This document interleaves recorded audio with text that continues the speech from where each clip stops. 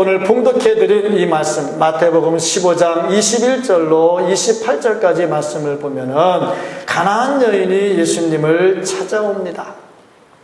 예수님께서 두로와 시돈 지역을 지나가실 때에 가나안 여자가 찾아와서 내 딸이 귀신 들렸는데 좀 고쳐주십사 하고 찾아옵니다. 자, 이 말씀은 신학자들이 조금 이상하다 하고 해석하는 부분 중에 하나인데, 예수님이 두로와 시돈 지역을 갔어요. 이 두로와 시돈 지역은 예수님이 활동하던 갈릴리 지역도 아니고 이스라엘 지역이 아닌 이방 지역입니다. 그런데 이방 지역에 예수님이 갔다 그러니까 학자들이 좀 이상하다 하고 생각을 해요. 이유가 뭐냐 하면은 마태복음 10장 5절에 보면 예수님께서 이방인의 마을로 들어가지 말라 하고 말씀을 했거든요. 당신이 가지 말라 그러고 당신이 간 거예요. 또 오늘 말씀에도 보면은 뭐라고 기록이 되어 있느냐 하면은 24절에 나는 이스라엘 집에 잃어버린 양 외에는 다른 데로 보내심을 받지 않았다 하고 말씀을 하세요. 그러니까 예수님도 제자들에게 이방으로 가지 말라 말씀하시고 당신도 이방에 안 간다 하고 말씀을 하셨는데, 오늘 말씀을 보니까 두로와 시돈 지역으로 갔다 하고 말하니까 좀 이상하다 그렇게 말을 합니다. 그래서 어떤 사람들은 이렇게 해석을 합니다. 예수님께서 간 게 아니라 경계선까지 갔다 하고 해석을 하기도 합니다. 그런데 말씀을 보면 분명히 들어가셨어요. 그래서 다른 학자들은 해석하기를 예수님이 가셨을 때는 분명한 이유가 있지 않겠느냐, 분명히 일이 있으니까 가셨지 예수님께서 허튼 걸음을 하지는 않았을 것이다 하고 해석을 합니다. 자, 이렇게 해서 예수님과 이 가나안 여인이 만남이 이루어졌는데, 이때 예수님께서는 왜 두로와 시돈 지역으로 가셨느냐 하면 좀 쉬러 가신 거예요. 왜 쉬러 갔느냐, 하도 서기관 바리새인들이 시비를 거니까 잠시 좀 피하려고 간 거죠. 근데 피하려고 갔는데 거기서 이 여인이 또 달라붙어 가지고 자꾸 고쳐달라고 그러니까 여러 가지 불편한 일들이 있었겠지요. 그래서 예수님이 선을 딱 긋는 겁니다. 나는 이스라엘 집 잃어버린 양 외에는 찾아가지 않는다. 선을 딱 그었어요. 그러면서 여인이 계속 요구하니까 자녀의 떡을 취해서 개에게 주는 것은 옳지 않다. 그것도 선을 딱 그었어요. 근데 이 여자가 그래도 자녀들이 먹는 떡의 부스러기는 개가 먹지 않느냐 하면서 예수님께 또 얘기를 하죠. 이 과정에서 예수님께서 이 여인의 믿음을 인정하시고 칭찬하시면서 내 믿음이 크도다 인정을 해주시고, 아울러서 칭찬만 해주시는 것이 아니라 이 여자의 소원을 이루어 주십니다. 그래서 말씀하기를 내 소원대로 되리라 칭찬하시고 축복까지 내려주세요. 그렇다면 이 여인의 믿음은 어떤 믿음이었기에 이렇게 예수님께서 칭찬까지 해주시고 또 소원까지 들어주셨는가? 오늘 이 말씀을 통해서 우리의 믿음을 점검해보고 우리의 믿음도 예수님 칭찬 들을 수 있는 큰 믿음이 될 수 있기를 예수님의 이름으로 간절히 축복합니다. 먼저 이 말씀을 통해서 볼 수 있는 것은 예수님께 칭찬을 듣는 믿음이 되려면 예수님을 바로 알아야 된다 하는 겁니다. 참 신앙은 알면서 시작이 됩니다. 예전에 우리 어른들은 신앙생활하면서 뭘 물어보면 귀찮게 뭘 자꾸 물어보냐고 덮어놓고 믿으라고, 그냥 믿으면 된다고 하고 핀잔을 주기도 했어요. 그런데 그것은 올바른 믿음이 될 수 없습니다. 올바른 믿음은 내가 믿는 대상이 누구인지 분명히 알아야 되고, 내가 무엇을 믿어야 되는지 분명히 알아야 되지요. 알고 믿어야지. 잘 모르고 믿으면 나중에 엉뚱한 데로 빠졌다가 고치려고 하면 더 힘들어지죠. 잘 모르고 이단 따라갔다가 고치려고 하면 얼마나 힘들겠습니까? 제대로 알고 믿어야 되는데 이 여자가 예수님을 제대로 알고 믿었다는 겁니다. 이 여자는 유대인이 아닙니다. 이스라엘 사람이 아닙니다. 이방 사람입니다. 그런데 예수님을 제대로 믿고 고백을 했어요. 그 증거가 뭐냐? 오늘 말씀을 보면 주 다윗의 자손이여 하고 예수님을 부릅니다. 예수님을 부를 때 두 가지로 불렀어요. 주 다윗의 자손, 두 가지를 불렀습니다. 여기서 이 여자의 신앙 고백을 볼 수 있는데 예수님에 대한 인성과 신성에 대한 분명한 고백을 하고 있다는 겁니다. 예수님을 주님이라고 불렀어요. 주님이라고 부르는 것은 하나님이심을 고백하는 겁니다. 주님의 신성을 고백하는 거죠. 다윗의 자손이여 그랬는데 다윗의 자손은 인간의 몸을 입고 이 땅에 태어나셨다는 겁니다. 인성을 말하는 거지요. 예수님은 누구의 말처럼 신화로 만들어낸 인물이 아니고 허상의 인물이 아니라 실로 육신을 입고 이 땅에 오셨는데 다윗의 혈통에서 나셨다는 겁니다. 그러니까 예수님에 대한 신성과 인성의 고백이 확실하게 이루어졌는데 예수님은 분명히 다윗의 혈통에서 나셨습니다. 그 육신에 붙인 요셉, 엄격히 따지면 아버지도 아니죠. 아무 상관없죠. 법적으로 아버지죠. 그런데 그 혈통을 다 조사해서 올라가니까 다윗의 혈통인 거예요. 또 실제적으로 마리아의 몸에서 태어났는데 마리아의 혈통을 올라가니까 역시 다윗의 혈통이죠. 그러니까 예수님께서 이 땅에 육신의 몸을 입고 온 것은 분명한 사람이다 하는 것을 고백을 하는 겁니다. 왜 예수님께서 육신을 입고 오셔야 됐느냐 하면은 사람들의 죄를 대속해야 되는데 대속하려면 반드시 죽어야 됩니다. 죄의 싹은 사망이거든요. 하나님 말씀 로마서 6장 23절 말씀을 보면 죄의 싹은 사망이요 하나님의 은사는 그리스도 예수 우리 주 안에 있는 영생이니라 그랬어요. 죄의 싹은 사망이거든요. 그래서 이 죄의 문제를 해결하려면 반드시 죽어야 됩니다. 히브리서 9장 27절 말씀을 보면 한 번 죽는 것은 사람에게 정해진 것이요 그 후에는 심판이 있으리니 한 번은 반드시 죽어야 되거든요. 그래서 이 문제를 해결하려고 보니 예수님이 하나님의 모습으로 오시면 신은 죽을 수가 없잖아요. 그래서 죽어야 되니까 육신의 몸을 입고 오셨어요. 그것이 다윗의 혈통으로 오신 건데 이 여인이 그것을 분명하게 고백을 하는 겁니다. 주님이시고 다윗의 자손에 오신 육신을 입으신 하나님이십니다. 그 고백이 이루어지는 거죠. 그런데 이 고백을 한 여인이 이방 여인이었다는 거예요.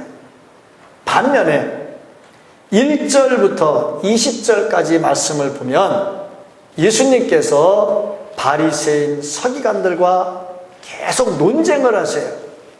이 논쟁을 하시는 중에 예수님께서 하신 말씀이 뭐냐면 너희들이 입으로는 하나님을 공경하는데 마음은 멀리 떠나 있구나 그렇게 말씀을 하시고 이들을 가리켜서 너희들은 맹인된 자들이 맹인을 인도하고 있구나 하고 예수님께서 말씀을 하시고 또 이들이 종교 지도자라고 자부하면서 예수님을 주님으로 인정하지도 않는 거예요. 그러니까 이들은 예수님을 주님이라고 고백하지도 않고 인정하지도 않고 믿지도 않아요. 그런데 자기들이 종교 지도자들이라고 자부심을 가지고 큰 소리치며 살고 있거든요. 이런 가운데서 이 가나안 여자가 주님에 대한 고백을 하는 거예요. 주 다윗의 자손이요 당신은 하나님이시고 당신은 진정으로 사람이십니다. 고백을 하는 거죠. 그러니 예수님께서 그 믿음을 보실 때 얼마나 귀하게 보셨겠는가. 참 신앙, 참 믿음, 칭찬 듣는 믿음은 어디서 시작이 되느냐? 주님에 대한 신앙 고백을 올바로 하는 데서 시작이 됩니다. 주님은 그리스도십니다. 주님은 살아계신 하나님의 아들이십니다. 그것을 내가 믿고 내 마음으로 믿고 입으로 고백을 하고 그때에 주님께서 그 신앙을 인정을 하는 겁니다. 우리가 진정으로 주님에 대한 고백을 하고 진정으로 주님을 위해서 내 생명을 드리기로 고백을 한다면 주님은 그러한 우리의 믿음을 귀하게 여기시고 큰 믿음으로 인정해 주시고 또한 우리를 칭찬해 주시리라 믿습니다. 이런 신앙 가지고 사는 성도들 되기를 주님의 이름으로 축복합니다. 아울러서 이 여인의 믿음에 대해서 또 한 번 칭찬하는 것이 뭐냐면 모든 문제를 해결해 주실 분은 오직 주님밖에는 없다는 고백입니다. 해결자는 주님밖에는 없다 하는 거죠. 절대적으로 내 인생에 주님이 필요합니다 하는 그런 고백을 하는 겁니다. 필요하다 하는 이 말 굉장히 중요합니다. 이 여인이 예수님에 대해서 고백을 할 때, 예수님을 부를 때 절규하듯이 부르짖었어요. 그런데 보니까 한 번이 아니고 계속해서 반복해서 부르짖었습니다. 조금 전에 제가 말씀을 드렸듯이 예수님께서 하도 논쟁을 하다가 피곤하니까 좀 쉬려고 피했는데 거기서 쫓아오면서 계속 소리 지르면서 주 다윗의 자손이여 하면서 얘기할 때 얼마나 예수님이 좀 피곤했을까 하는 생각. 그래서 제자들이 옆에 있다가 뭐라고 그랬냐면 23절 뒤에 보니까 그 여자가 우리 뒤에서 소리를 지르오니 그를 보내소서. 이걸 보면 옆에 있는 제자들도 여자가 하도 소리 지르니까 자기들도 불편하지 않았겠느냐 하는 생각이 들어요. 그런데 이게 여자에게는 아무 상관이 없어요. 왜냐하면 지금 자기 인생에 예수님이 꼭 필요하거든. 왜냐하면 예수님이 아니면 이 문제를 해결할 분이 없거든요. 그러니까 참 좋은 신앙은 예수님 아니면 안 됩니다. 내 인생에 예수님이 필요합니다 하고 예수님을 절대적으로 필요로 하는 것이 진짜 좋은 신앙이라 이 말씀이죠. 이 가나안 여인이 주님을 찾아와서 고백하는 게 이겁니다. 주님, 지금 내 인생에 필요한 것은 주님입니다. 주님 말고는 이 문제를 해결할 분이 없습니다. 고백을 하죠. 어떻게 이게 가능하느냐? 첫째로 자기 자신을 다 내려놔야 됩니다.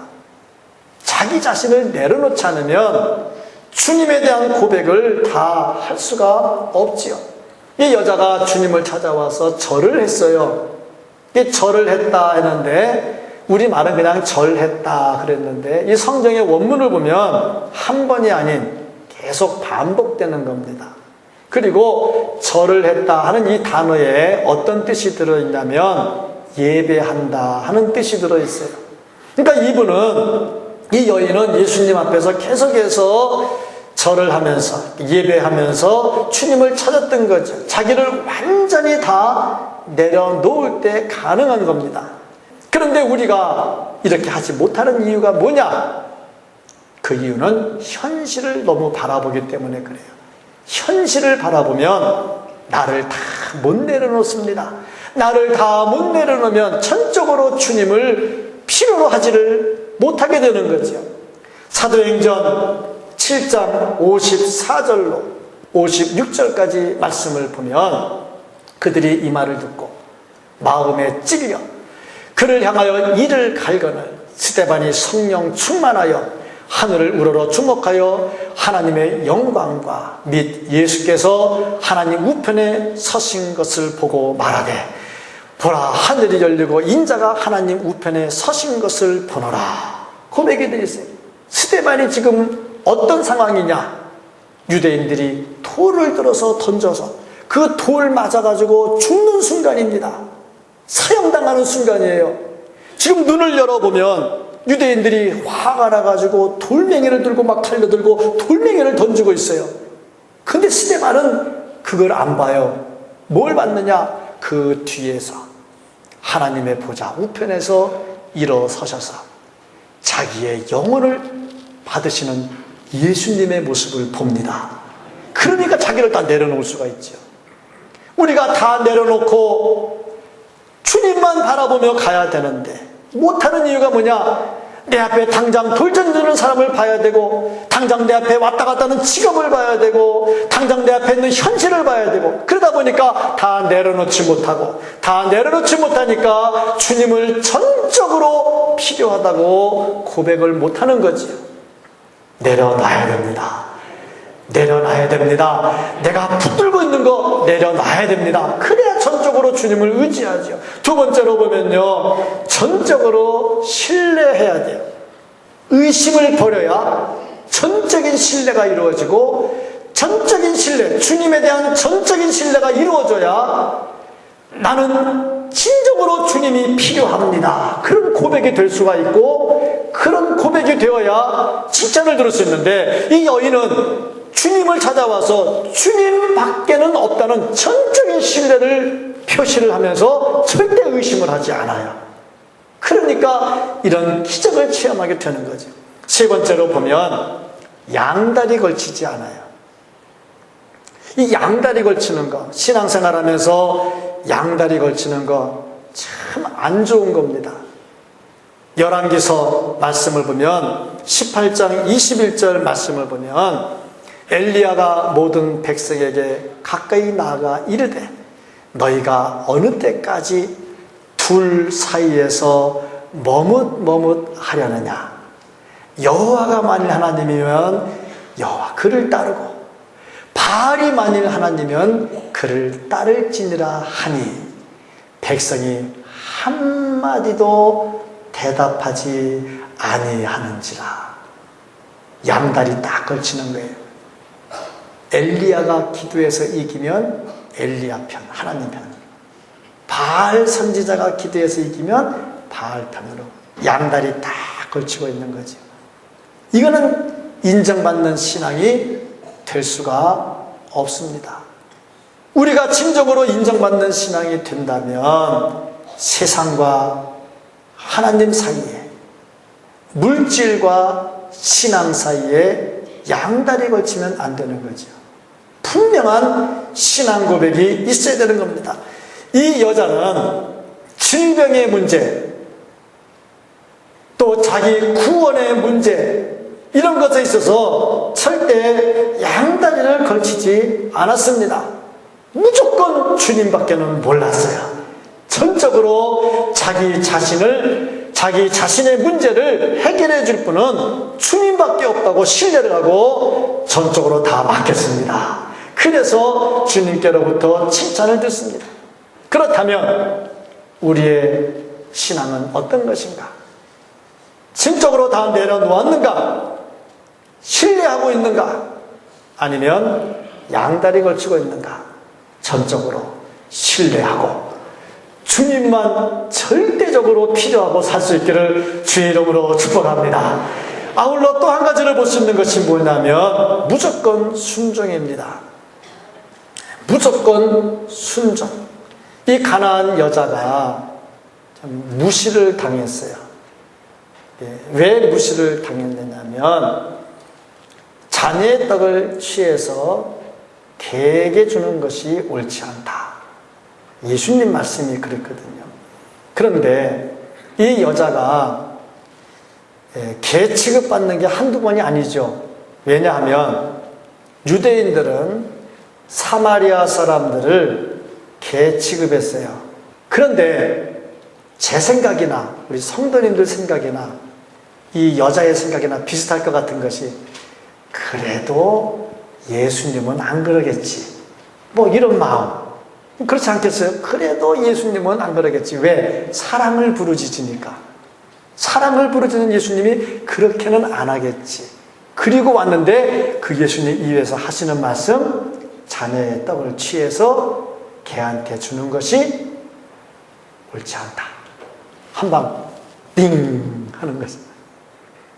그런데 이 여인이 거기에 시험 들지 않아요. 그래도 자녀들이 먹다가 떨어지는 부스러기는 먹을 수 있지 않나요? 하고 말을 하죠. 여기서 우리가 뭘 볼 수 있느냐면, 믿음이라고 하는 것은 시험을 당할 때 흔들리지 않고 중심을 찾아가는 거다. 예수님께서 이 여자를 무시해서 이 개 얘기한 건 아니거든요. 그 여자의 믿음을 점검을 해보는 거잖아요. 시험을 보고 있는 거거든요. 그러니까 우리 믿음의 사람들에게 시험이 온다는 것은 내 믿음을 증명할 수 있는 절호의 찬스가 된다는 겁니다. 시험이 없다고 좋아할 것도 없고, 시험이 온다고 흔들릴 이유도 없어요. 시험이 오면 내 믿음을 점검할 수 있는 좋은 기회가 된다는 거죠. 그래서 이 여인이 이 시험을 통과를 하죠. 예수님께서 이 여인을 급기야 칭찬을 합니다. 내 믿음이 크도다. 내 믿음이 크도다. 말씀이라면 절대적으로 순종하는 겁니다. 주님의 말씀이라면 개도 좋습니다. 주님의 말씀이라면 내가 맞아도 좋습니다. 주님의 말씀이라면 내 생명이 끊어져도 좋습니다. 철저하게 순종하는 거죠. 이 여인이 어떻게 했느냐? 주님의 말씀에 절대적으로 순종하는데, 그래서 가나안 여인이 인정받은 이유가 뭐냐? 첫째, 절대 순종. 절대 순종하는 믿음입니다. 주님의 말씀이니까 그냥 순종하겠다, 그죠? 둘째, 절대 겸손입니다. 개가 돼도 좋습니다. 주님 뜻이라면. 얼마나 귀중한 고백을 하고 있습니까? 참 뭐든지 크다고 다 좋은 건 아니겠지요. 그러나 믿음은 분명히 큰 믿음이 돼야 됩니다. 어떤 믿음이 큰 믿음이냐?